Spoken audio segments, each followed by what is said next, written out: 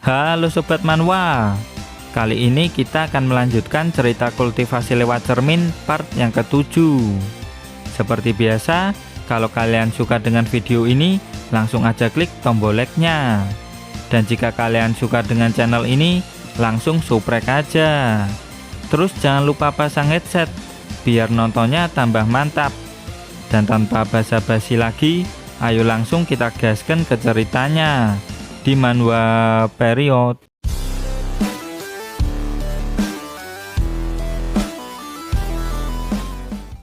Kita diperlihatkan dengan Feng Yun yang sedang terlibat konflik dengan ketiga suhu panitia Akademi Star Sign.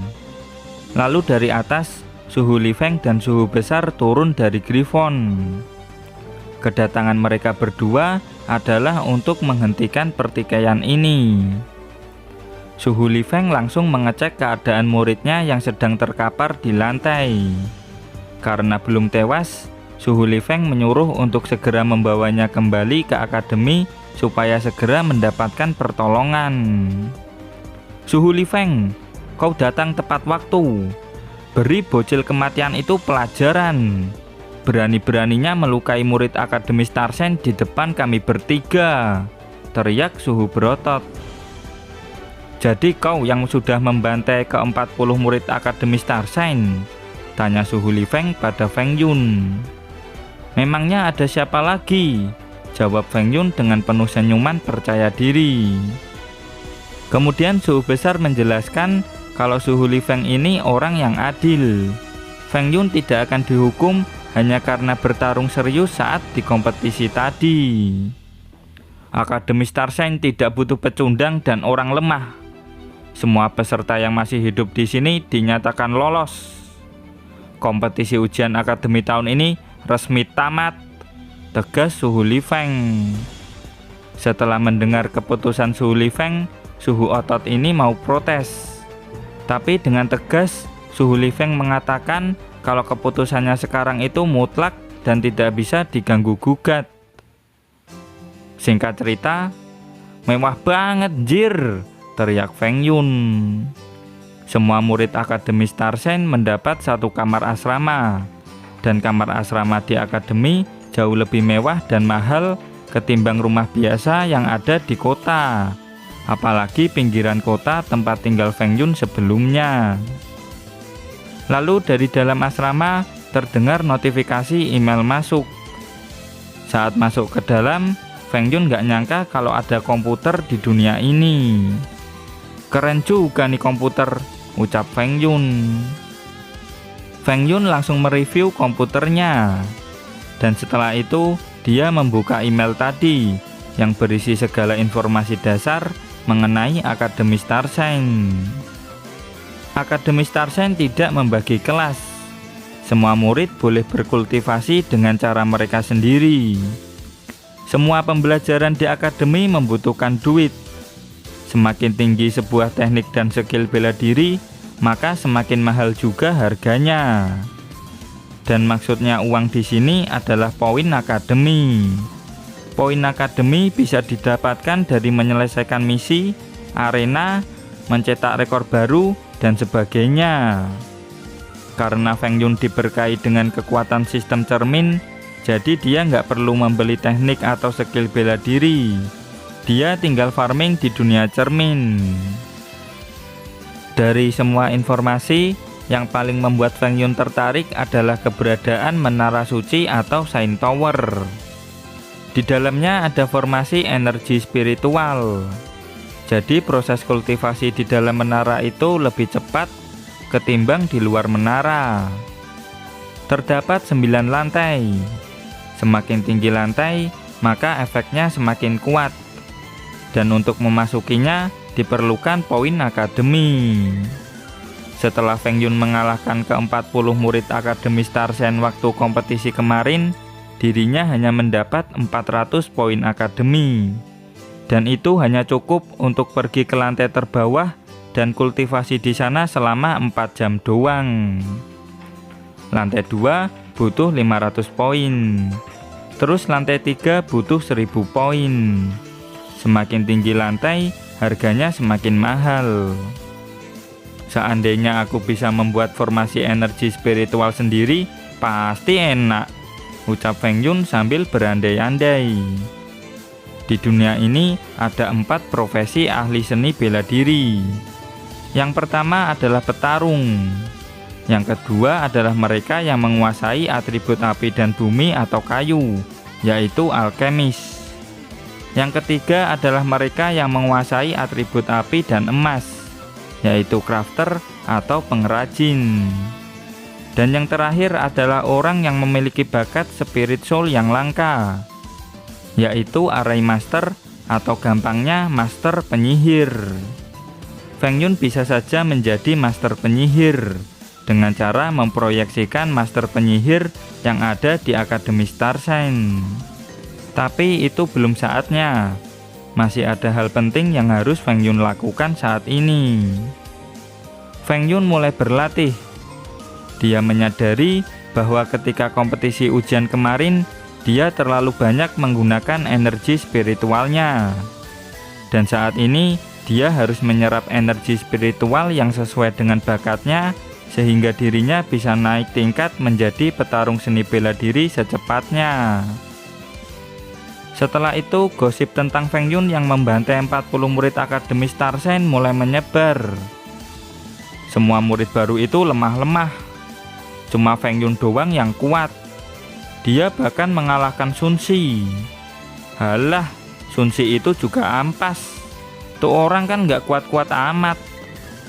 Tapi gara-gara bocah Feng Yun ini, ke-40 kursi akademi kita diisi para sampah. Bener-bener gak bisa dimaafin tuh bocil. Begitulah ujaran netizen di Akademi Star Sign. Ayo kita cari si Feng Yun dan kasih pelajaran. Jika dia keluar, sampah-sampah yang lain pasti juga ikut keluar. Dia mungkin sedang ketakutan. Soalnya sudah setengah bulan dia nggak keluar asrama. Begitulah ujaran ketiga murid abadi di Akademi Star Sign. Kemudian panel berpindah di dalam asramanya Feng Yun. Dia sedang berlatih dengan giat. Tiba-tiba energi di dalam tubuhnya beresonansi. Dan dawas, Feng Yun mengeluarkan tekanan energi yang sangat kuat sampai terasa hingga di luar asrama. Aura siapa ini kuat banget, jir, teriak seorang netizen di sana. Setelah total berkultivasi selama setengah tahun, akhirnya Feng Yun berhasil mencapai ranah petarung seni bela diri. Dia sudah bukan lagi petarung cadangan. Berikut status Feng Yun yang sudah naik ke ranah petarung seni bela diri. Silahkan kalian lihat sendiri. Feng Yun terlihat sangat senang dengan statusnya. Sekarang dia merasa kalau bisa menghajar semua murid Akademi Star Sign. Jangankan murid, orang-orang kuat di luar akademi aja bisa dia hajar. Setelah menjadi petarung seni bela diri, Feng Yun jadi ingin mengkultivasi teknik Admiralty yang dia dapatkan dari Lin Qiang. Tapi Gwyn tidak menyarankannya. Gwyn lebih menyarankan supaya Feng Yun fokus grinding atribut dan mengkultivasikan ketiga atribut yang sudah Feng Yun dapatkan. Kau benar juga, Gwyn. Aku nggak boleh buang-buang waktu lagi. Hayo jalan-jalan sembari nyari orang kuat, ucap Feng Yun. Halo Sobat Manhwa, aku datang. Semua teknik, skill, dan atribut kalian akan jadi milikku, ucap Feng Yun dengan senyum psikopat. Tidak terasa, 1 hari sudah berlalu setelah Feng Yun jalan-jalan. Kenapa semuanya ampas, anjir? Teriak Feng Yun. Feng Yun dari kemarin udah keliling akademi, tapi dia tidak nemuin satupun orang yang layak dia proyeksikan. Kenapa mereka ampas semua? Akademi elit apanya kalau kayak gini? Ujar Feng Yun dengan kesal. Kau itu cuman jalan-jalan random gak jelas. Coba gunain otakmu, omel Gwyn. Feng Yun pun sadar, tempat di mana orang kuat berada itu harusnya ada di area pusat di mana menara suci berada. terus arena tantangan rekor, dan tempat mengambil misi. Dan singkat cerita, Feng Yun pun pergi ke wilayah pusat. Dia sampai ngiler setelah melihat menara suci dari dekat.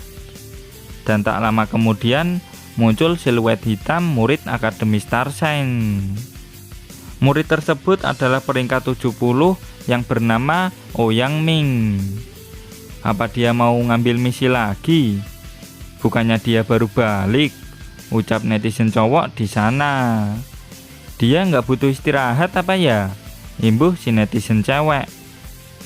Akhirnya Feng Yun menemukan apa yang dia cari-cari. Dari status Ouyang Ming di cermin, Feng Yun menemukan orang dengan bakat atribut emas tingkat menengah. Ouyang Ming ini adalah petarung seni bela diri tingkat menengah. Dropnya juga lumayan bagus. Sekarang saatnya grinding, teriak Feng Yun dengan penuh sukacita. Orang itu ngiler saat lihat Ouyang Ming, ucap netizen cewek. Jangan dekat-dekat dengannya, dia hentai, tegas netizen cowok. Feng Yun masih berkeliling nyari proyeksi kuat lainnya, sembari dirinya farming melawan Ouyang Ming di dunia cermin. Feng Yun merasa kalau jenius lain mungkin lagi nyelesain misi atau lagi kultivasi di menara suci. Feng Yun juga harus mendapat poin supaya bisa kultivasi di menara suci. Lalu di dunia cermin, Feng Yun berhasil mengalahkan Ouyang Ming. Dia merasa kalau kompetisi ujian jauh lebih sulit daripada ngelawan petarung seni bela diri tingkat menengah. Drop pertama yang didapat Feng Yun adalah bakat atribut emas tingkat menengah. Dan setelah digabungin sama bakat atribut emasnya Feng Yun, maka bakat atribut emas Feng Yun bisa bertambah lebih kuat. Sekarang Feng Yun mau grinding skill Golden Shine. Terus Guin nanya, kalau mau dapetin skill, kenapa nggak pergi ngambil misi aja? Feng Yun nggak mau pakai cara itu. Dia punya caranya sendiri. Lalu Feng Yun pergi ke arena tantangan rekor. Dia berencana untuk memecahkan rekor baru suatu saat nanti. Di dunia cermin, Feng Yun sudah mengalahkan Ouyang Ming puluhan atau mungkin sudah ratusan kali. Dan akhirnya dia mendapat teknik Golden Shine. Teknik ini memiliki 3 tahapan kultivasi.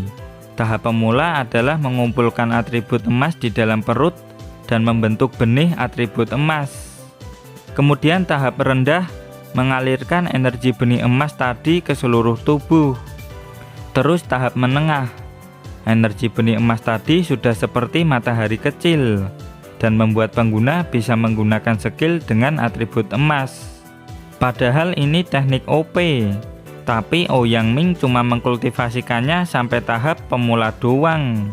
Benar-benar sia-sia, terang Guin. Sekarang cobalah untuk melampauinya dan kultivasikan Golden Shine sampai ke tingkat menengah, imbuh Guin. Nggak pakai lama, Feng Yun sudah berhasil mengkultivasikan teknik Golden Shine sampai tingkat menengah. Sekarang saatnya dia untuk memecahkan rekor baru. Tapi sebelum itu, Feng Yun pergi ke ruangan tes kekuatan. Dia mau lihat sudah sejauh mana dia bertambah kuat. Feng Yun tinggal menempelkan telapak tangannya di sana, dan hasilnya akan keluar. 1 batu menyala itu artinya kekuatannya setara dengan petarung seni bela diri tingkat rendah. 2 batu menyala artinya tingkat menengah. Dan 3 batu menyala artinya tingkat lanjut. Semakin banyak batu yang menyala, semakin tinggi tingkat kekuatannya. Akhirnya ketemu juga kau bocil, ujar murid abadi di belakang Feng Yun. Keluar juga kau setelah sembunyi di kamar setengah bulan. Jangan sombong hanya karena sudah mengalahkan 40 murid lemah di akademi ini. Akan kuretakkan ginjalmu jika kau nggak mau pergi dari akademi ini. Terus ajak pergi juga sampah-sampah yang kau bawa kemari itu, tegas bos murid abadi. Dimanapun tempatnya, selalu ada NPC yang kayak gini ya? Batin Feng Yun sambil menempelkan telapak tangannya di alat pengukur itu. Apa? Petarung seni bela diri tingkat atas? Teriak para murid abadi. Feng Yun langsung mengeluarkan tatapan haus darah. Sambil mengeluarkan auranya, dia berkata, "Siapa tadi yang katanya mau ngeretakin ginjalku? Sini maju!" Sontak para murid abadi langsung panik, gemetar ketakutan setelah melihat Feng Yun. Kalian tahu nggak? Sekarang Mixu ngeluarin varian rasa baru loh. Yuk cobain, ajak si bos murid abadi kepada kedua temannya. Dan mereka pun pergi meninggalkan Feng Yun di belakang. Tidak kusangka kekuatanmu sudah setara dengan petarung seni bela diri tingkat atas. Sekarang para murid abadi itu tidak akan berani macam-macam denganmu lagi, ucap Gwyn dari dunia cermin. Tapi dengan kekuatannya sekarang, Feng Yun masih nggak yakin buat mecahin tantangan rekor akademi. Mungkin lain kali. Dan karena itu, tidak ada pilihan lain bagi Feng Yun selain mengambil misi. Singkat cerita, Feng Yun sudah berada di area pusat Akademi Starshine. Misi dibagi menjadi beberapa level tergantung warnanya. Ada putih, abu-abu, hitam, dan merah. Dia sedang melihat-lihat misi yang ada. Misi warna putih itu untuk pemula. Hadiahnya sangat sedikit. Jadi dia memutuskan untuk mengambil misi warna abu-abu. Saat Feng Yun pergi ke area misi abu-abu, dia digibahi sama netizen di sana. Lalu Feng Yun menemukan sebuah misi untuk memburu kelompok pembunuh. Hadiahnya juga lumayan oke. Bocil itu beneran ngambil misi abu-abu dong, ujar netizen di belakang Feng Yun. Apa dia ini stres terus pengen bunuh diri ya? Ujar netizen satunya. Lalu di dunia cermin, Gwyn menasihati Feng Yun supaya jangan gegabah ngambil misi buat memburu kelompok pembunuh. Tapi Feng Yun sudah yakin dan mantap. Selain hadiahnya oke, dia tidak sendirian. Dia akan bergabung dengan tim penegak hukum Akademi Starshine. Dan singkat cerita, di dalam markas tim penegak hukum, mereka sedang mengadakan pertemuan. Cowok ini bernama Zhong Tao, sang ketua dan merupakan petarung seni bela diri tingkat menengah. Dia menginfokan kalau ada bocil bernama Feng Yun yang mengambil misi mereka. Cowok yang ini bernama Zhou Wei. Dia hanya anggota tim penegak hukum dan berada di ranah petarung seni bela diri tingkat menengah. Dia bertanya-tanya kenapa petarung seni bela diri pemula mengambil misi ini. Cewek ini bernama Sun Xiaomei. Dia merupakan anggota juga dan berada di ranah petarung seni bela diri tingkat menengah. Dia nggak nyangka kalau ada bocil berumur 15 tahun yang sudah sampai ke ranah petarung seni bela diri. Cowok terakhir bernama Hualun. Dia juga berada di ranah petarung seni bela diri tingkat menengah. Bocil yang kerjanya cuman kultivasi doang. Dia pasti nggak punya pengalaman di pertarungan nyata, ujarnya.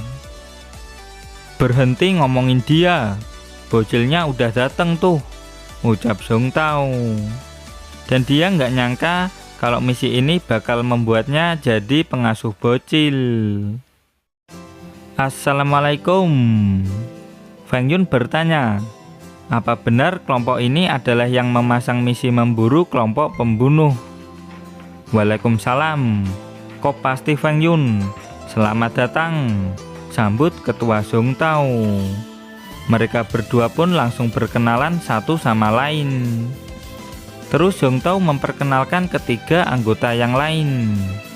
Di dunia cermin, ternyata Sun Xiaomei memiliki atribut kayu atau bumi alias Mokuton rank 3. Apa dia ini cicitnya Hokage pertama? Teriak Feng Yun. Atribut kayu memiliki efek heal yang lebih kuat dari atribut air. terang Gwyn. Sekarang Feng Yun tinggal nyari atribut api. Dengan begitu dia bisa menjadi seorang alkemis. Setelah melihat Xiaomei dari cermin, Feng Yun jadi nggak mau menghajar cewek cantik kayak Sun Xiaomei ini. Kau mau berlagak kayak Sanji di anime One Piece? Kalau gitu suatu saat nanti kau akan dibunuh sama cewek loh, ucap Gwyn. Kalau sudah nyangkut hidup mati, beda cerita Gwyn, tegas Feng Yun. Ya udah, kalau gitu silahkan dilawan, balas Gwyn. Lalu di dunia nyata, woi bocil laknat, berani sekali kau lihat Sun Xiaomei sambil ngiler. Aduh, bocil sekarang pada nggak ada akhlak apa ya? Bocil yang polos dan lucu. Begitulah ujaran ketiga anggota tim penegak hukum ke Feng Yun. Ketua Song Tao menegaskan kalau dalam misi ini Feng Yun hanya akan mendukung mereka dari belakang, tidak perlu maju di garis depan. Hualun ini nggak seneng karena Feng Yun ini cuman beban buatnya. Tapi dari omongan Zhou Wei, Hualun ini juga pernah di posisinya Feng Yun. Tapi aku nggak mesum sepertinya, tegasnya. Song Tao langsung menjelaskan kalau target mereka ada di sebuah restoran. Dan target mereka kali ini ada 3 orang atau lebih. Feng Yun dan tim penegak hukum akan berangkat 2 jam lagi, pas malam hari. Singkat cerita, malam hari pun tiba. Mereka menyusup lewat jalan rahasia yang sudah disiapkan sebelumnya. Song Tao di depan, Zhou Wei tepat di belakangnya, dan diikuti Xiaomei dan Hualun di belakang. Ternyata si Feng Yun kagak ikut cuy. Dia disuruh jaga jalan keluarnya. Di dalam restoran cuma ada 4 orang aja. Song Tao langsung memberi aba-aba untuk menyerang. Dan gak pakai lama, Hualun langsung menyerang mereka dengan tombaknya. Dan dawas, para pembunuh mampu menghindarinya. Mereka berempat ternyata sudah menduga penyerangan ini. Lalu di luar, Feng Yun udah kayak bos. Dia nggak yakin kalau tim penegak hukum biasa bisa mengalahkan kelompok pembunuh. Di dalam restoran sedang terjadi pertarungan. Hualun berusaha melawan kelompok pembunuh di depan dan di belakangnya. Lalu Zhou Wei sudah bersiap dewan dengan salah satu dari pembunuh. Zhou Wei pun berhasil menyudutkan si pembunuh. Terus Song Tao dan Xiaomei datang membantu mereka berdua.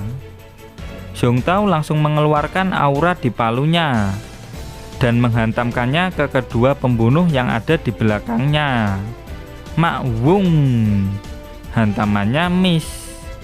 Tiba-tiba keempat pembunuh menghilang. Zhou Wei, di belakangmu, teriak Song Tao. Sebuah pedang muncul tepat di belakang Zhou Wei. Dan jelek, Zhou Wei pun diserang tanpa sempat menyadarinya. Song Tao memperingatkan kalau semua pembunuh ini punya bakat atribut kegelapan. Tapi Hualun nggak percaya. Soalnya bakat atribut kegelapan itu sangat langka. Dan shoot, Song Tao berjuang mati-matian menghadapi serangan mereka. Xiaomei juga terlihat kesulitan buat ngatasi serangan dari para pembunuh. Sekarang Hualun jadi yakin kalau mereka nggak akan punya kesempatan untuk menang. Song Tao yakin kalau dari awal mereka ini sudah masuk ke dalam jebakan musuh.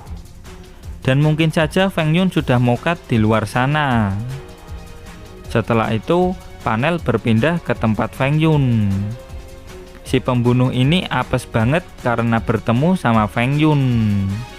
Katakan padaku, berapa jumlah rekanmu di dalam sana? Dan apa mereka juga punya bakat atribut kegelapan? Tanya Feng Yun dengan tegas.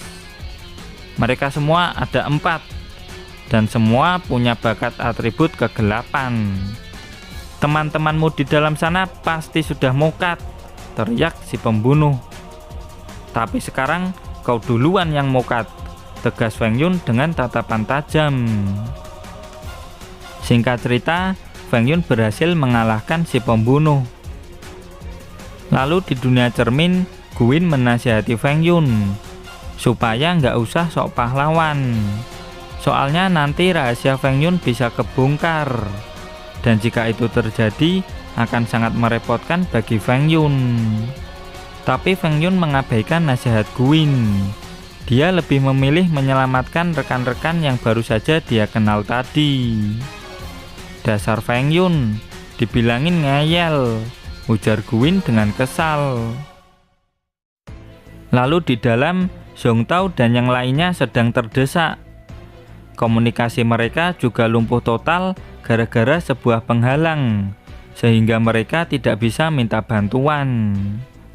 Jika tim Zhong Tao nggak bisa ngalahin para pembunuh ini, maka kantor pusat penegak hukum akan mengirim bala bantuan yang bakal datang besok pagi.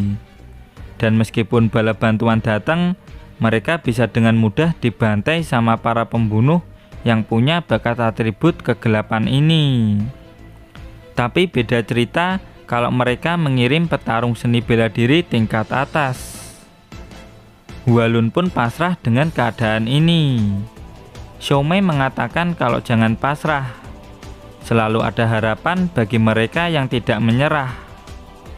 Tiba-tiba Zhong Tao dan Hualun meneriakkan nama Xiaomei. Dan di depan Xiaomei sudah ada golok tajam. Dan gedebuk, ada suara orang terjatuh.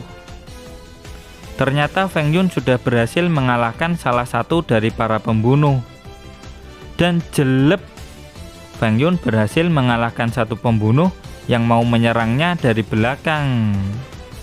Feng Yun langsung meluncur dan sering dia menebas pembunuh yang mengacungkan golok ke Xiaomei tadi. Tapi sayang sekali, pembunuh yang satu ini berhasil menghindari serangan Feng Yun. Pertarungan sengit antara Feng Yun dan pembunuh pun dimulai.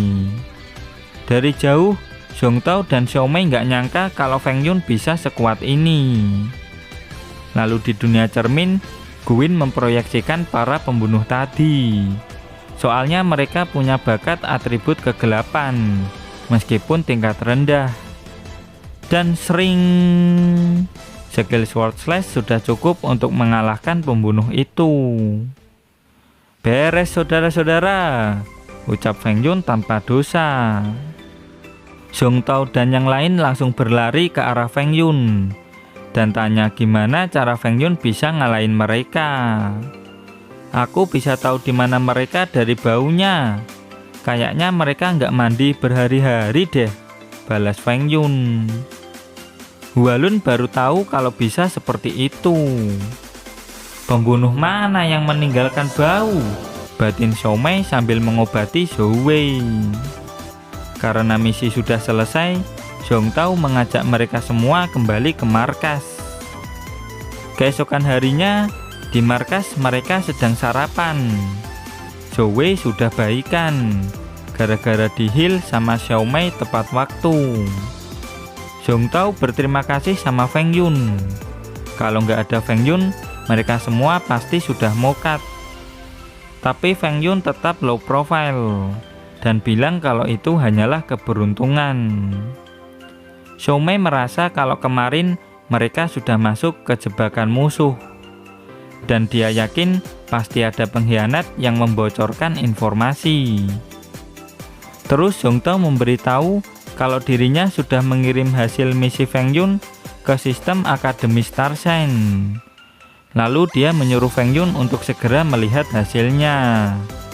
Dan sayang sekali, chapter pun berakhir sampai di sini. Dan terima kasih buat kalian yang selalu hadir dan komen di setiap video admin. Terus dukung channel ini dengan cara like, comment, subscribe.